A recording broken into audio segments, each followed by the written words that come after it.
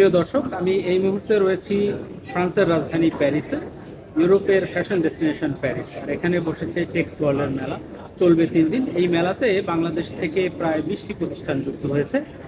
আমি তেমন একটি প্রতিষ্ঠানের সামনে রয়েছে এই মুহূর্তে, এবং এই প্রতিষ্ঠানটি একজন বড় বায়ারের সাথে বেশ অনেকক্ষণ ধরে ডিসকাস করেছে। হয়তো বাংলাদেশের জন্য নতুন কোনো সম্ভাবনার দুয়ার খুলছে। আমরা চেষ্টা করব এই মেলা সম্পর্কে তার কাছ থেকে জেনে নেওয়ার।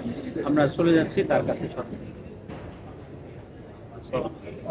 যদি আরটিভির দর্শকদের উদ্দেশ্যে একটু কাইন্ডলি বলতেন, মেলা কেমন দেখছেন এবং এখানে যে বায়াররা আসছে তারা আসলে কি সম্পর্কে জানা যাচ্ছে, মানে এখানে সব সামগ্রিক ব্যাপারটা যদি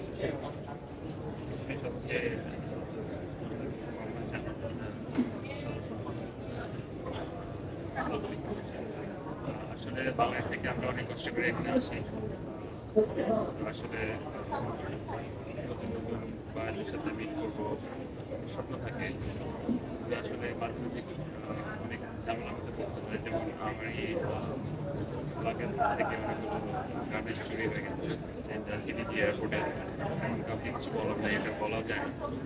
আসলে কেউ বিশ্বাস করবে কিনা যায় না, তারপরেও আমরা আমাদের স্বপ্ন থেকে আমরা চেষ্টা করতে থাকি। আমরা যেমন আমাদের প্রতি বছরই চেষ্টা করি একটা এক্সট্রা খরচ।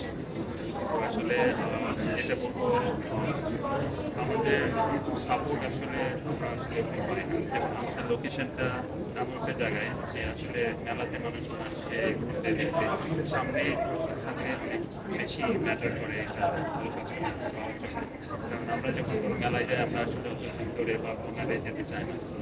আমাদের অ্যাজ এ হোল বাংলাদেশের লোকেশনটাই খুব একটা ভালো, যে বাংলাদেশ ওয়ার্ল্ডের সেকেন্ড লার্জেস্ট আর কি আমাদের অনেক কিছু, কিন্তু তার কি আসলে মনে হয় আমরা চায়না পুরো একটা ফ্লোর নিয়ে রাখছি।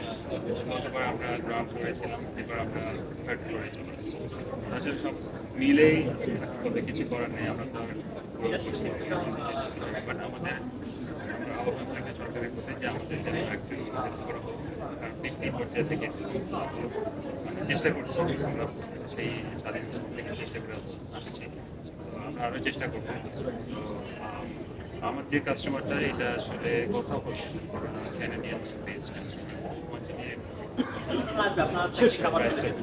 চ্যালেঞ্জিং।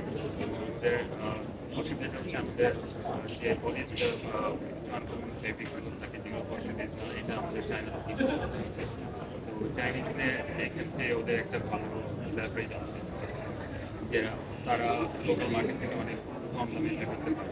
ফেব্রিকের একটা গার্মেন্টস 65%।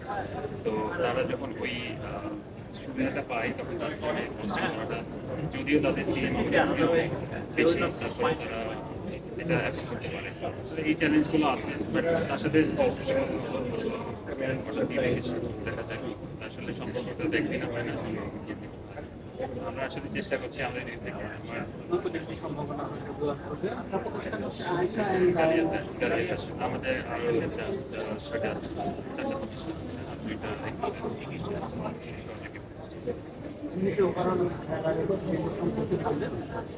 মানে আমার আরেকটা প্রশ্ন আছে, মেলায় যোগদানের জন্য সরকারির পাশাপাশি প্রতিষ্ঠান হিসেবে এবং অ্যাজ এ হোল তারা রাখছে, কিন্তু আমরা আসলে আমরা অতটা যেমন চাইনিজদের এখানে দেখবেন তাদের একটা Chinese brand bar means people can get there and say they are not the case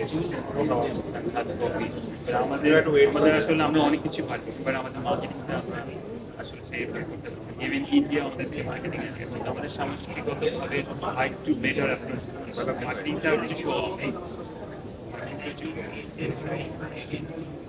নিজেদের ক্যাপাসিটি আছে আমাদের। চেষ্টা করবো আরো এখানে আসলে আরো বেশ কিছু প্রতিষ্ঠান আছে। আমরা চেষ্টা করবো আরো কয়েকজনের সাথে কিছু কথা বলার জন্য। যদি আপনি একটু বলতেন আসলে